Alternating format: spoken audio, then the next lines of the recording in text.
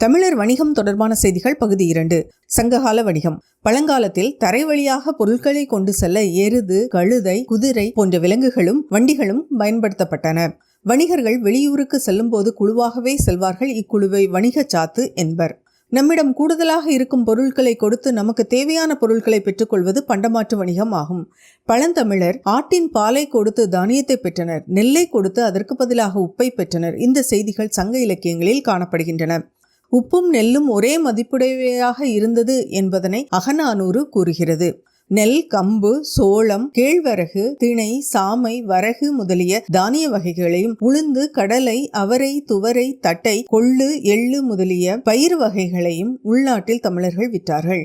கிரேக்க அறிஞர் தாலமி கரூரை தமிழகத்தின் முதன்மை உள்நாட்டு வணிக மையமாக குறிப்பிட்டுள்ளார். பழங்காலத்தில் கரூருக்கு வஞ்சிமா நகரம் என்னும் பெயரும் உண்டு.